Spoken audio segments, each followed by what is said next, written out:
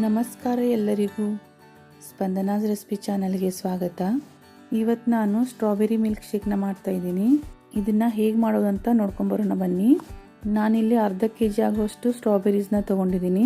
ಈಗ ಈ ಸ್ಟ್ರಾಬೆರೀಸ್ನೆಲ್ಲ ಕ್ಲೀನ್ ಮಾಡ್ಕೊಳ್ಳೋಣ.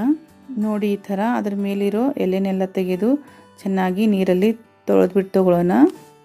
ಈಗ ಈ ಸ್ಟ್ರಾಬೆರೀಸ್ನೆಲ್ಲ ನಾವು ಚಿಕ್ಕದಾಗಿ ಕಟ್ ಮಾಡ್ಕೊಳ್ಳೋಣ. ಈ ಚಳಿಗಾಲದಲ್ಲಿಯೇ ಈ ಸ್ಟ್ರಾಬೆರೀಸ್ಗಳು ಬರೋದ್ರಿಂದ ಇವತ್ತು ಮಾರ್ಕೆಟಲ್ಲಿ ತುಂಬಾ ಫ್ರೆಶ್ ಆಗಿರೋ ಸ್ಟ್ರಾಬೆರೀಸ್ಗಳು ಬಂದಿತ್ತು. ಹಾಗಾಗಿ ನಾನು ಇವನ್ನ ತೊಗೊಂಡು ಬಂದಿದ್ದೆ. ನಾನಿಲ್ಲಿ ಎಲ್ಲ ಸ್ಟ್ರಾಬೆರೀಸ್ನು ಚಿಕ್ಕದಾಗಿ ಕಟ್ ಮಾಡ್ಕೊಂಡು ತೊಗೊಂಡಿದ್ದೀನಿ.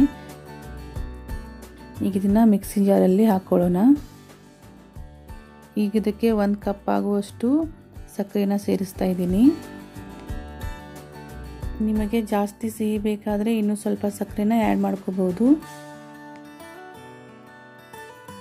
ಈಗ ಇದನ್ನು ಒಂದು ಸ್ಟ್ರಾಬೆರೀಸ್ ಪೀಸ್ ಇರದ ಹಾಗೆ ಚೆನ್ನಾಗಿ ನುಣ್ಣಗೆ ರುಬ್ಕೊಂಡು ತಗೊಳ್ಳೋಣ.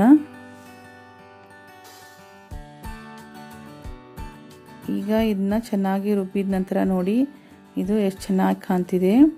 ಈಗ ಇದಕ್ಕೆ ನಾನು 1 ಕಪ್ ಆಗುವಷ್ಟು ವೆನಿಲಾ ಐಸ್ ಕ್ರೀಮ್ನ ಸೇರಿಸ್ತಾ ಇದ್ದೀನಿ. ನೀವು ಬೇಕಾದರೆ ಇಲ್ಲಿ ಸ್ಟ್ರಾಬೆರೀಸ್ ಫ್ಲೇವರ್ನ ಐಸ್ ಕ್ರೀಮ್ನು ಸೇರಿಸಬಹುದು. ಈಗ ಇದಕ್ಕೆ 2 ಕಪ್ ಆಗುವಷ್ಟು ಹಾಲನ್ನ ಸೇರಿಸ್ತಾ ಇದ್ದೀನಿ. ಈಗ ಇದನ್ನು ಮತ್ತೆ ಚೆನ್ನಾಗಿ ರುಬ್ಕೊಂಡು ಬರೋಣ.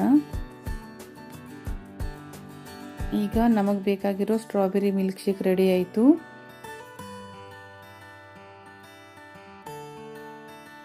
ನೋಡಿ, ರುಬ್ಬಿದ ನಂತರ ಇದು ಎಷ್ಟು ಚೆನ್ನಾಗಿ ಕಾಣ್ತಿದೆ. ಇದಕ್ಕೆ ಕ್ರೀಮಿ ಟೆಕ್ಸ್ಚರ್ನು ಬಂದಿದೆ, ಹಾಗೆ ತುಂಬ ಸ್ಮೂತ್ ಆಗಿನೂ ಬಂದಿದೆ. ಈಗ ಇದನ್ನು ಸರ್ವ್ ಮಾಡ್ಕೊಳ್ಳೋಣ. ನಾನಿಲ್ಲಿ ಐಸ್ ಕ್ಯೂಬ್ನ ಬಳಸಿಲ್ಲ, ಯಾಕಂದರೆ ಹಾಲು ತಣ್ಣಗಾಗಿತ್ತು ಮತ್ತು ಐಸ್ ಕ್ರೀಮ್ನು ತಣ್ಣಗಾಗಿರೋದ್ರಿಂದ ನಾನು ಐಸ್ ಕ್ಯೂಬ್ನ ಬಳಸಿಲ್ಲ. ನೀವು ಬೇಕಾದರೆ ಇದರಲ್ಲಿ ಐಸ್ ಕ್ಯೂಬ್ನು ಹಾಕೋಬಹುದು. ಈ ರೆಸಿಪಿನ ನೀವು ಟ್ರೈ ಮಾಡಿ ನೋಡಿ, ಖಂಡಿತ ನಿಮಗೆ ಇಷ್ಟವಾಗುತ್ತೆ. ಹಾಗಾದರೆ ಫ್ರೆಂಡ್ಸ್, ಇದಾಗಿತ್ತು ಇವತ್ತಿನ ರೆಸಿಪಿ. ಈ ರೆಸಿಪಿ ಏನಾದರೂ ನಿಮಗೆ ಇಷ್ಟವಾಗಿದ್ದರೆ ಒಂದು ಲೈಕ್ ಮಾಡಿ, ಶೇರ್ ಮಾಡಿ, ಹಾಗೆ ನಮ್ಮ ಚಾನಲ್ನ ಸಬ್ಸ್ಕ್ರೈಬ್ ಮಾಡೋದನ್ನು ಮರಿಬೇಡಿ. Thank you.